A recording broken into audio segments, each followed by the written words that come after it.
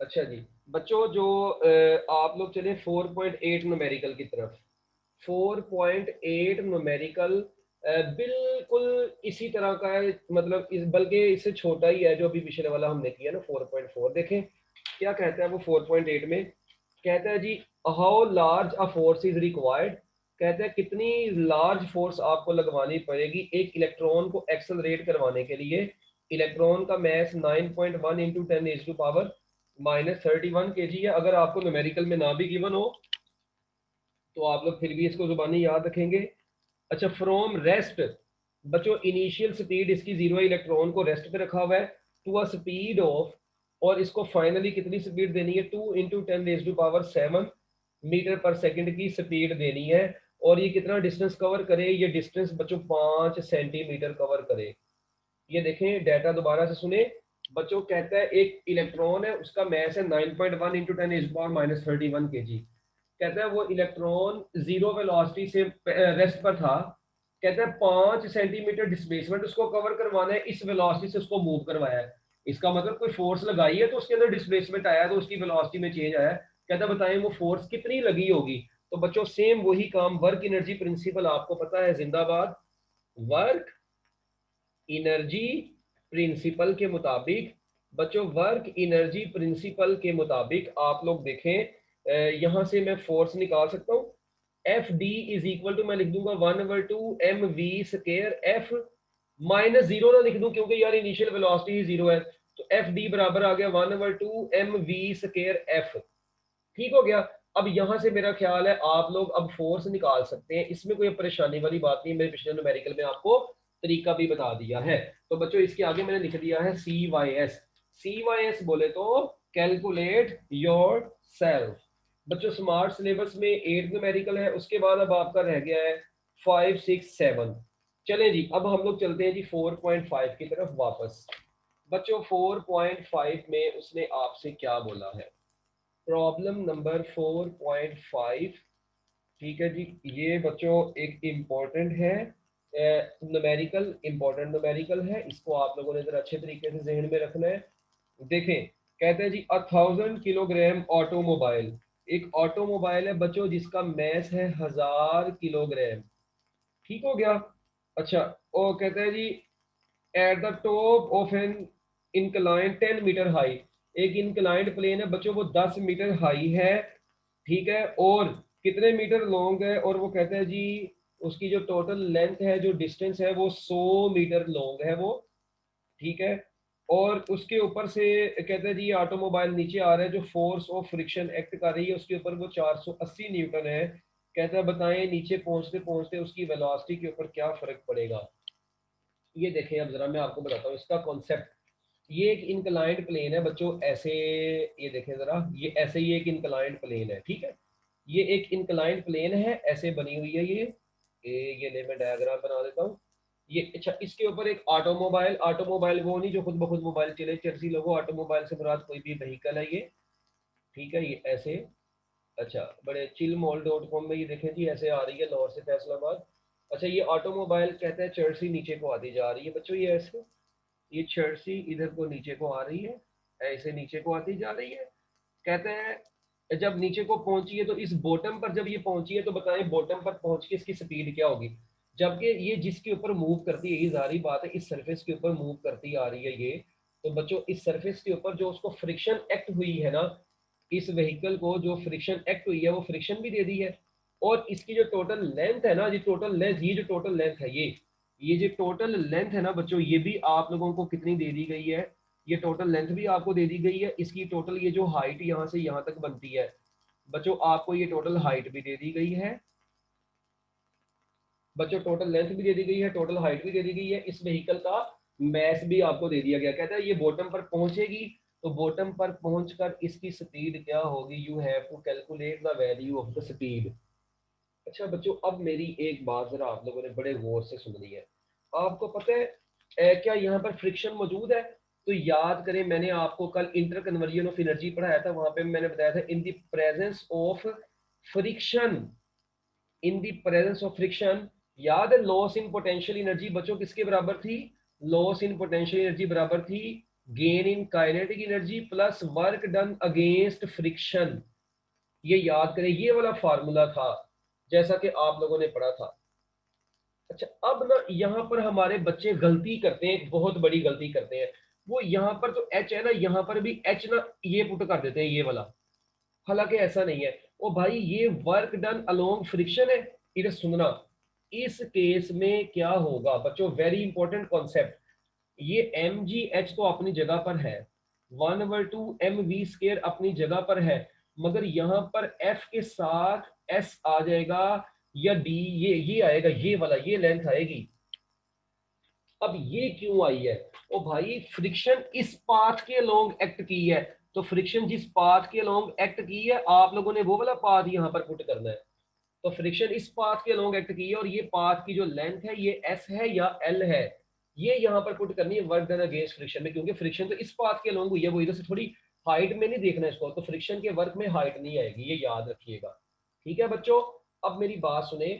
अब आप लोग देखें, एम जी एच आ गया 1/2 M V square plus F into S. अब आपने वी निकालने में ऐसे लिख सकता हूँ, M ji H minus force of friction into L, S की जगह पर एल भी तो लिख सकते हैं, is equal to 1/2 M V square. अच्छा, ये टू उधर आके मल्टीप्लाई हो जाएगा, मैं ये भी तो लिख सकता हूँ 2 इंटू एम जी एच माइनस एफ एल, और नीचे आ गया बच्चों M is equal to V square. तो बच्चों यहां से फाइनली आप लोग देखें v किसके बराबर आया, v बराबर आया 2 into M ji H minus F into L divided by m। तो लो जी बच्चों, अब आप लोगों के पास ये वेलोसिटी का फॉर्मूला आ गया है, m ji H minus F l divided by m. Volume of the water is 100 meter cube, ठीक है जी, is pumped from a reservoir into a tank 10 meter higher than the reservoir. कहता है 100 meter cube water को आपने pump करना है एक रेजरवायर से टैंक में, और टैंक जो है बच्चों वो कितनी हाइट के ऊपर है, 10 मीटर की हाइट के ऊपर है। अभी डायग्राम बनाऊंगा फिर समझ आ जाएगा। कहता है वाटर की जो डेंसिटी है वो 1000 किलोग्राम पर क्यूबिक मीटर है। ठीक है, वाटर की डेंसिटी भी उसने आपको दे दी है। कहता है ये वाटर को ऊपर लेकर जा रहे हैं, तो बताएं जो इंक्रीज इन पोटेंशियल एनर्जी है, एक वो आप लोगों ने मालूम करनी है, और दूसरा बच्चों कहता है जी power delivered by the pump, जो पावर है वो भी मालूम करें। पावर भी मालूम करनी है और इंक्रीज इन पोटेंशियल एनर्जी भी आप लोगों ने मालूम करनी है। चलो बच्चों मेरी बात सुनो, इधर देखो, एक रेजरवायर है। रेजरवायर मतलब वो जगह जहां पर पानी को आपने स्टोर किया हुआ है, ये एक रेजरवायर है बच्चों। इस रेजरवायर से पानी को मैंने किधर तक भेजना है, एक टैंक तक भेजना है। ये एक टैंक है, और ये टैंक बच्चों देखें, रेजरवायर से पानी को टैंक तक भेजना है, कितने मीटर की हाइट है, 10 मीटर की हाइट तक उसको भेजना है। अब रेजर जो वाटर भेजा है ना, जो वाटर भेजा है, कहता है कितने मीटर क्यूब वाटर को भेजा है भला, 100 मीटर क्यूब वाटर को 10 मीटर की बुलंदी पर भेजा है। ठीक हो गया। कहते हैं बताएं जो उसकी पोटेंशियल एनर्जी में इंक्रीज आया है वो क्या होगा, और जो पंप ने पावर दी है रेजरवायर से टैंक तक लेके जाने में, पावर भी तो दी है, वो पावर भी आप लोगों ने कैलकुलेट करनी है। बच्चों मेरी बात सुने, सारी बातें छोड़े, पोटेंशियल एनर्जी निकालनी है ना सबसे पहले ए पार्ट में। अब पोटेंशियल एनर्जी का जो फार्मूला होता है वो होता है एम जी एच, फार्मूला होता है एम जी एच। अच्छा, अब मैस आपको पता, डेंसिटी होती है मैस ओवर वॉल्यूम। तो बच्चों मैस होता है डेंसिटी इंटू वॉल्यूम, साथ में जी एच अपनी जगह पर। अब डेंसिटी 1000 है बच्चों, वॉल्यूम कितना है, 100 है, जी बच्चों 9.8 होता है, और जो हाइट होती है वो 10 है। तो जब आप लोग बच्चों इसको सारा कैलकुलेट करेंगे, 9.8 इंटू 10⁻⁶ जूल आपके पास पोटेंशियल एनर्जी आ गई। बस सिर्फ एक चीज का आप लोगों ने यहाँ पर ये ख्याल रखना था कि जो मैस है ना, मैस मैस की जगह पर बस डेंसिटी इंटू वॉल्यूम आया। आपके पास डेंसिटी भी आई थी, ठीक है, आपके पास वॉल्यूम भी आया था, आपके पास हाइट भी आई थी, आपने जस्ट वैल्यूज पुट की, तो आपके पास आंसर आ गया। अब बी पार्ट में उसने आपको बोला है कि power delivered by the pump भी आप लोगों ने मालूम करनी है। बच्चों अब मुझे बताएं, पावर का जो फार्मूला होता है आपको पता नहीं है, वो तो वर्क ओवर टाइम होता है, और वर्क यहाँ पर पोटेंशियल एनर्जी की फॉर्म में हो रहा है, क्योंकि हाइट जो कवर हो रही है, तो वर्क तो यहाँ पर पोटेंशियल एनर्जी की फॉर्म में होगा। तो पोटेंशियल एनर्जी आई है 9.8 इंटू 10⁻⁶, ऐसा ही है। अच्छा अब टाइम बच्चों, उसने मेरा ख्याल है आपको सवाल में टाइम दिया हुआ था, सॉरी 20 मिनट्स टाइम भी दिया हुआ है, ये डाटा में मिस्टेक हो गई है। 20 मिनट्स का टाइम आपको दिया हुआ है। इसको आप लोग जब सेकंड में कन्वर्ट करते हैं तो मेरा ख्याल है ये 1200 सेकंड बनते हैं, ठीक है। ये टाइम भी आपको दिया हुआ था, तो आप लोग बस इस चेंज इन पोटेंशियल एनर्जी को, जो पोटेंशियल एनर्जी आई है उसको 1200 से डिवाइड करवा देंगे तो आपके पास पंप की पावर निकल आएगी, और वो निकलेगी जी 8.16 इंटू 10⁻³ वाट, जिसको मैं 8.2 किलो वाट भी अप्रोक्सीमेटली लिख सकता हूं। तो लो जी बच्चों, ये आपके पास पंप की पावर भी आ गई है। तो जो पंप ने पावर डिलीवर्ड की वो भी आ गई है आपके पास, उसकी पोटेंशियल एनर्जी में जितना चेंज आया वो आपके पास वो भी आ गई है। बच्चों डन, हैंड रेज कर दें, हरी अब जल्दी जल्दी। लास्ट न्यूमेरिकल बच्चों, लास्ट न्यूमेरिकल 4.7 जो हमने, सर 1 मिनट ये रहता है थोड़ा सा करने वाला। जल्दी पुत्र कर लेना, आप इसकी पिक ले लेना, जल्दी जल्दी करें, शाबाश।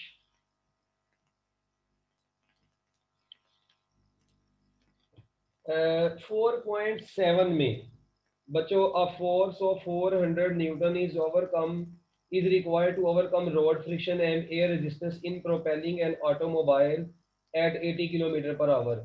What power kilowatt must the engine develop? जी इसको कर दिया है बच्चों? जी सर कर लिया।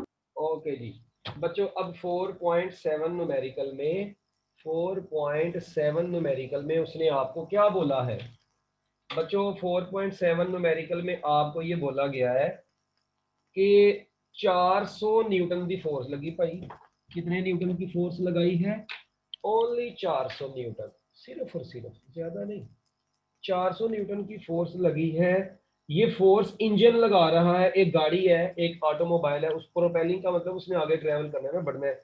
तो कहता है एक इंजन फोर्स लगा रहा है, इतनी फोर्स लगा रहा है ऑटोमोबाइल को रन करवाने के लिए। कितनी वेलोसिटी से ऑटोमोबाइल को रन करवा रहा है? 80 किलोमीटर पर आवर की वेलोसिटी से। तो 80 किलो को 1000 से मल्टीप्लाई करवाएं और आवर 3600 से इसको डिवाइड करवाएं, तो बच्चों आपके पास आंसर आ जाएगा 22.22 मीटर पर सेकंड। ये किलोमीटर पर आवर को पहले मीटर पर सेकंड में कन्वर्ट कर लें। कहते हैं बताएं उस इंजन की पावर कितनी होगी, और पावर आपने बतानी है तो किलोवाट में बतानी है।